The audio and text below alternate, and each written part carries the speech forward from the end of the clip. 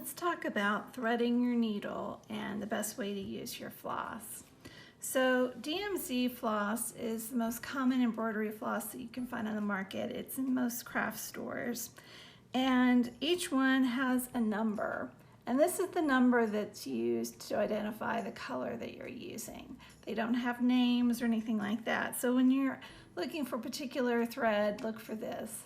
They also do not have dye lots. So there might be some variation between when you purchase the different colors, but most of the time I think they're pretty accurately in sync. So if you look at your skein, if you're looking at it with the number facing you, there's typically the end of the thread coming out from this end. So if you gently pull, you can keep the skein intact from this end. If you there's also an up and end up here. If you did this, it tends to tangle and make a mess. And so this way your skein is intact and it's not tangled. So always pull from the bottom of your skein. And I typically like to pull about an arm's length of floss at a time. So I'll go ahead and cut that. DMC thread comes in 6 strands inside each piece of thread. So you can see the different strands here. So different designs will call for different numbers of strands. And the best way to peel off individual strands, I found, is to pull off one at a time. So I'm going to pull, get one strand here. So I've got the one strand, and I'm just going to pull the strand away from me, holding on to the rest of the other strands in my right hand. So now I've got one individual strand. So I'll keep doing that for however many strands I need. If you need 2 strands, pull 2 individual strands and so forth. Don't pull multiple strands at once, or it will tend to tangle on you. It also helps those strands to lay down a little bit easier together. So here I've got 2 strands. And there I go. Go ahead and thread your needle. So most folks, if you can see your needle really well, the needle head,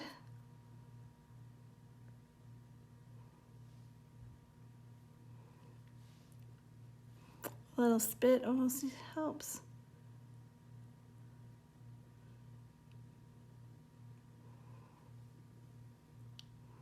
There we go.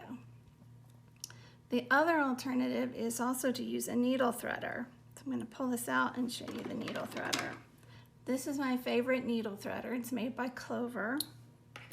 And how you use it, you take your needle, take your needle threader, and you're going to thread the needle with this metal piece.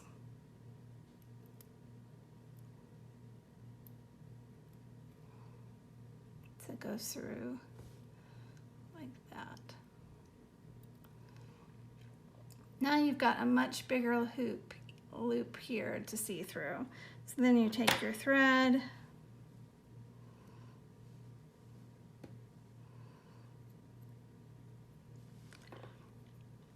and insert it into that loop. You can see. So now it's hanging from, it's inside that loop. And then I'll hold the needle, and then I'll pull the needle threader through, and the thread will come through the needle, side of the needle. And we're good. And I usually use just a couple of inches overhang in your work. When you're beginning, I also recommend just to knot the end of your thread. A simple overhand knot will do. Another option is to take your needle, put it right towards the end where you want your knot to go. Wrap the needle a couple of times. Hold on to those wraps with your thumb finger, and then just pull your needle through those loops. And it leaves a knot. So that's just another way to knot your thread. If you're using an even number of strands in your work, what I really prefer to do is a different option that I'm going to show you right now. Okay, this next method of starting works really well when you're using an even number of strands.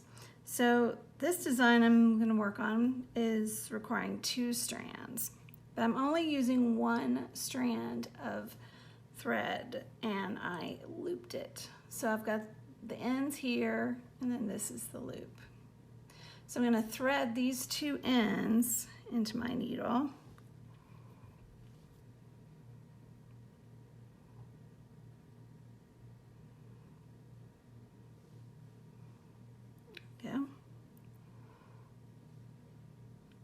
For this, you probably want a little bit longer strand than what I've got here, but this is just for demonstration purposes. But you basically work, the design calls for 2 strands. I'm going to be sewing with 2 strands, but it's really technically 1 strand that was just looped, overlapping itself. Now that I've got my thread, I'm ready to make my first stitch.